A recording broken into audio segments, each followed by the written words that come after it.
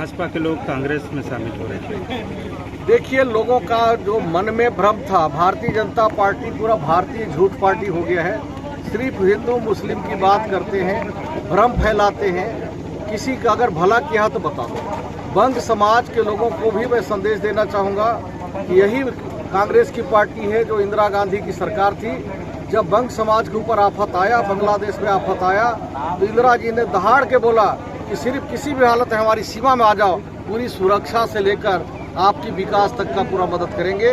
और हमारे सरगुजा, बस्तर, बालाघाट में, मंडला में जितने जंगल थे उसको तोड़ के खेत बनाने का काम किया, घर बनाने का काम किया, तालाब बनाने का काम किया, उनको 10 साल तक डोल देने का काम किया और उनको लाकर पूरे बंग समाज को यहाँ सुरक्षित बसाने का काम किया। कहा जाए तो इंदिरा गांधी इनकी माता हुई और इनसे ज़्यादा माता से भी बढ़कर इंदिरा जी ने काम किया, जो बंग समाज को कभी भी इनके आने वाले पीढ़ी को नहीं भूलना चाहिए। अगर थोड़ा भी ईश्वर अगर सद्बुद्धि दे तो इंदिरा जी ने जो कांग्रेस ने जो बंग समाज के लिए किया है, आदिवासियों के लिए किया है, पिछड़े वर्गों के लिए किया है, दलितों के लिए किया है, नए नए कानून बना के किया है, इससे अच्छा कांग्रेस के लिए वह नहीं होता। और ये लगातार जो काम हो रहे हैं, भूपेश बघेल की सर बहुत बहुत बधाई देता हूँ, धन्यवाद देता हूँ।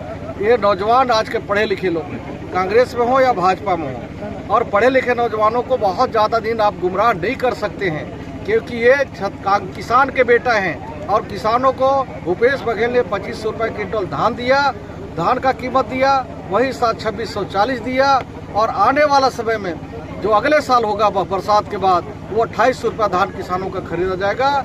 और कोरोना के बाद से लगातार फ्री में भूपेश बघेल की सरकार ने हर परिवार को चावल दे रहा है। और कोई भी हर एक का परिवार को भारतीय जनता पार्टी चुनाव के समय जोड़ती थी राशन कार्ड, और चुनाव के बाद काट देती थी।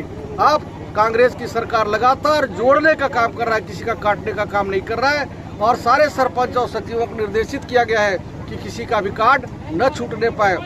राशन कार्ड से राशन भर सिर्फ नहीं दे रहे, चावल, शक्कर, मिट्टी, तेल नहीं दे रहे, बल्कि उसी के माध्यम से हम इलाज का भी काम कर रहे हैं। ये हम लोगों का पूरा काम है।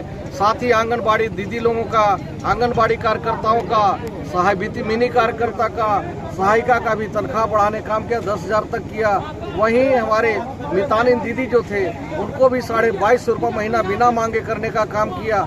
साथ ही हमारे जो वो हैं बेरोजगार, जो शिक्षित बेरोजगार हैं, इनके पंजीयन कार्यालय में है पंजीकृत, उनको भी 1 अप्रैल से 2500 रुपये महीना देने का हम लोग काम कर रहे हैं। ये छत्तीसगढ़ में लगातार काम